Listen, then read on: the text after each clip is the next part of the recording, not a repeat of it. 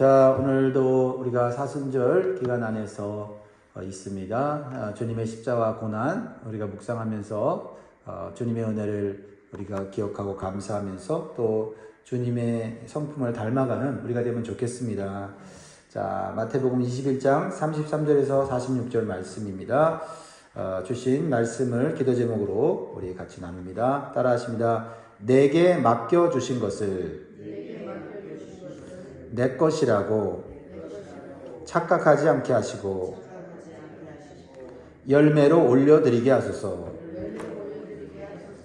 아멘. 사랑하는 성도 여러분, 여러분들의 주인은 누구십니까? 내 인생의 주인이 누가 되느냐에 따라서 우리의 인생의 결말은 완전히 달라집니다. 내 인생의 주인이 내가 되느냐 아니면 하나님이 되느냐가 우리의 인생의 운명을 바꿔놓는다라는 것입니다. 그런데 오늘날 성도들은 때때로 입술로는 내 소유가 주님의 것이라고 말하면서 어떤 행동이나 선택이나 결정은 내 것처럼 할 때가 많이 있다라는 것입니다. 내게 주신 생명, 시간, 물질, 은사는 주님께서 이 땅에 사는 동안 맡겨주신 것입니다.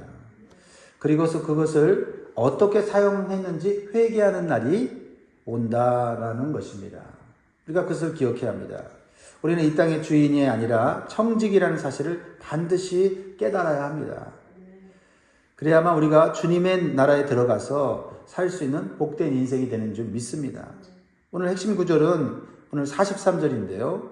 그러므로 내가 너에게 이르노니 하나님의 나라를 너희는 빼앗기고 그 나라에 열매 맺는 백성이 받으리라.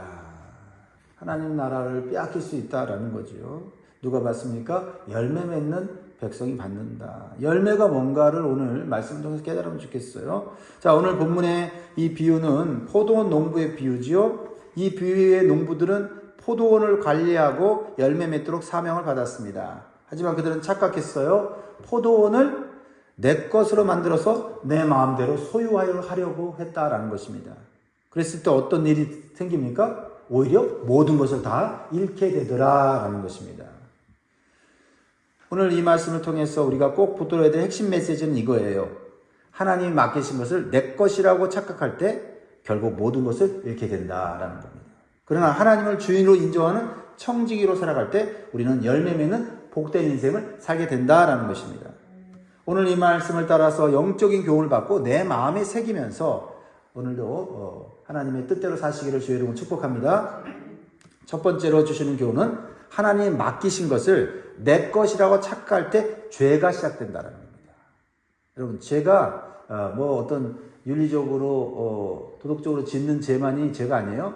가장 근본적인 죄는 하나님이 맡겨주신 것을 내 것이라고 생각하는 순간부터 죄가 시작된다는 것입니다. 오늘 예수님의 비유는 이렇게 시작해요. 33절 보세요. 다른 한 비유를 들으라. 한 집 주인이 포도원을 만들어 산 울타리를 두르고 거기서 즙 짜는 틀을 만들고 망대를 짓고 농부들에게 새로 주고 타국에 갔더니.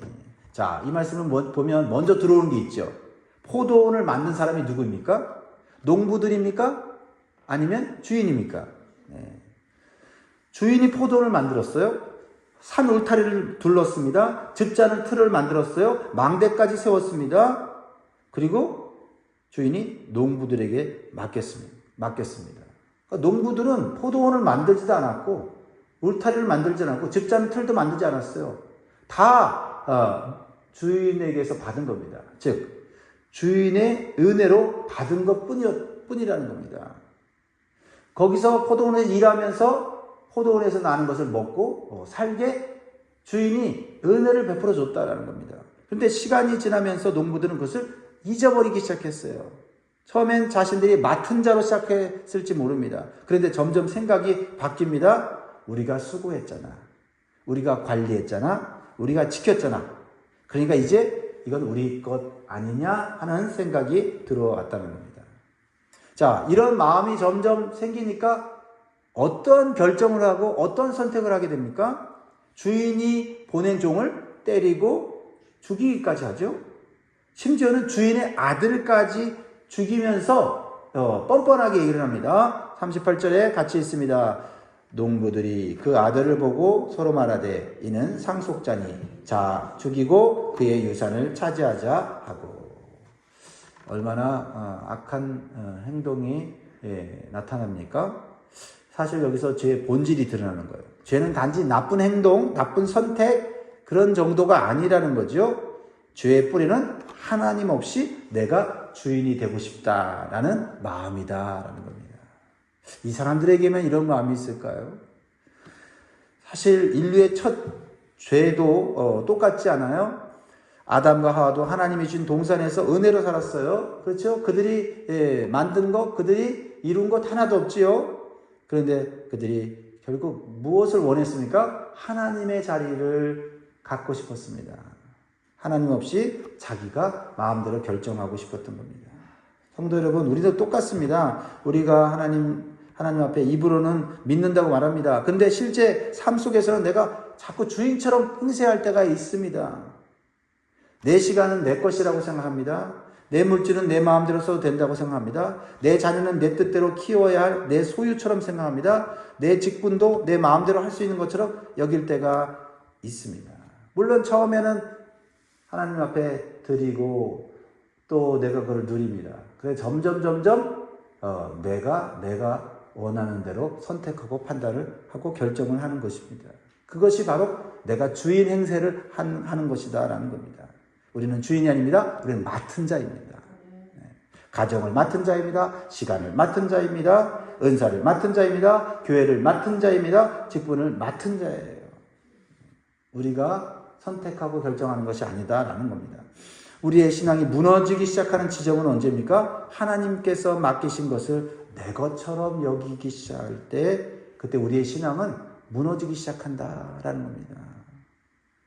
그동안 얼마나 열심히 일했는지 얼마나 수고했는지가 중요한 게 아니라 그 자리가 주인의 자리냐 아니면 청지기의 자리냐라는 거예요. 어떤 아파트 관리인이 있다고 생각해 보세요. 처음에는 열쇠를 맡아 건물을 잘 관리합니다. 그런데 어느 순간 내가 오래 관리했으니까 이 건물은 내 마음대로 해도 돼 라고 생각하기 시작하면 어떻게 되겠어요? 그때부터 관리자가 아니라 소유자가 되는 거죠. 이때부터 문제가 생기는 거 아닙니까? 세입자를 주인 허락 없이 내보내고 내가 원하는 사람을 드립니다. 내가 마음에 드는 사람을 드리는 거예요. 그러면서 돈을 더 받고 드려요. 네. 그리고 주인한테도 유익이 된다고 생각합니다. 근데 나중에는 어떻게 됩니까? 네. 내가 주인의 것을 탐하고 그것을 내 것이라고 생각할 수 있다라는 겁니다. 청직이 아니라 도둑입니다. 우리도 우리 자신을 점검해야 됩니다.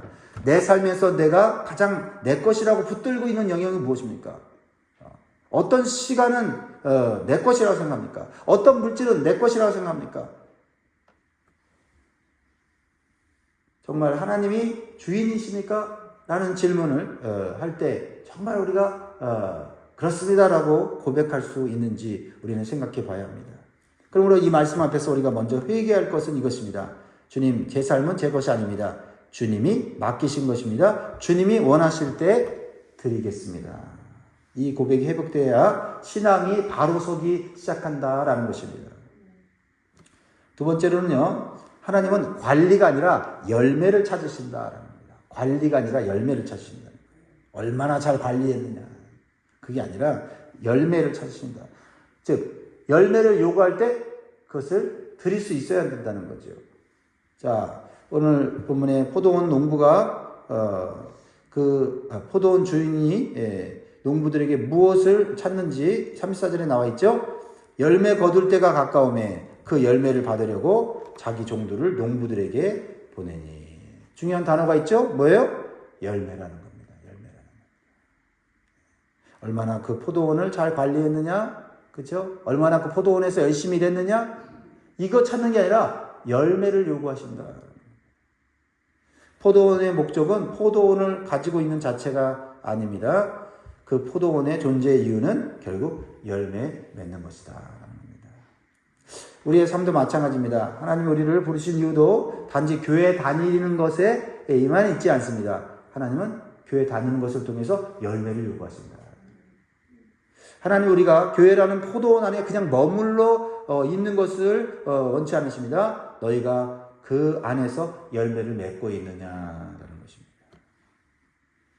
어떤 열매를 구하실까요? 교회에 그저 오래 다니는 것이 아닙니다. 그저 기도 많이 하고 성경을 많이 하는 것이 아닙니다. 이러한 신앙적 행위를 통해서 진정한 열매를 맺기를 원한다는 겁니다.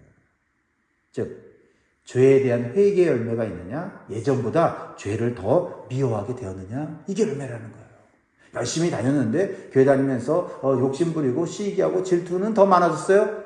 봉사는 더 많아졌는데 내 마음에 겸손함은 사라졌어요. 그러면 열매가 없다라는 것을 증명하는 것입니다. 사랑의 열매가 있느냐? 미워하는 사람을 용서하고 있느냐? 섬김의 열매가 있느냐? 교회를 협력하여 섬기고 일꾼을 세웠느냐? 사람을 세웠느냐? 이게 열매라는 거예요. 전도의 열매가 있느냐? 지옥 가는 영혼을 살렸느냐라는 것입니다.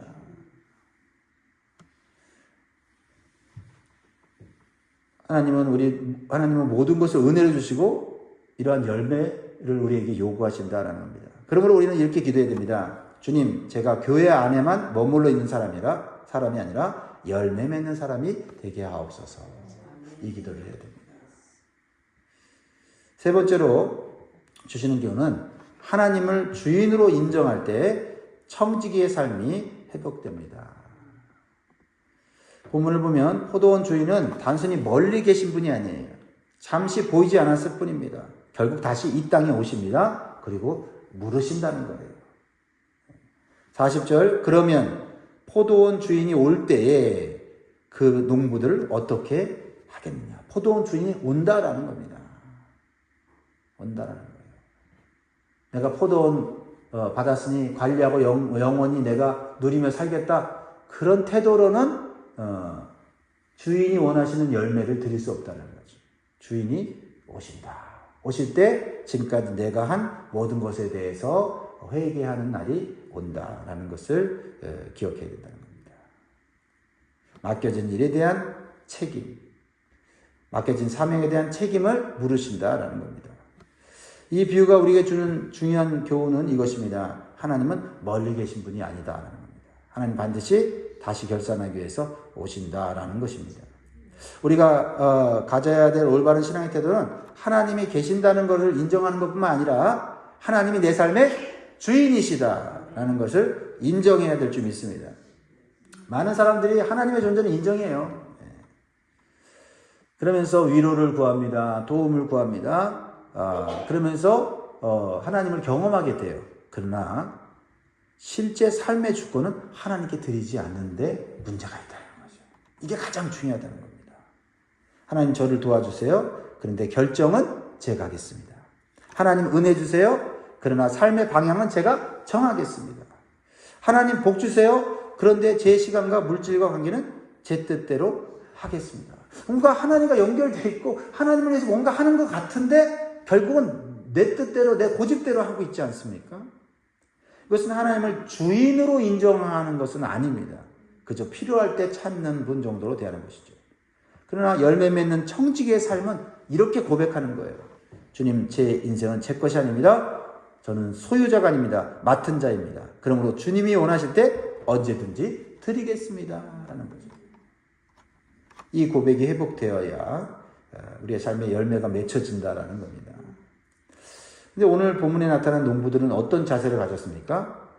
주인의 아들을 죽이면 자신들이 포도원의 주인이 될 수 있다고 착각을 했다라는 겁니다.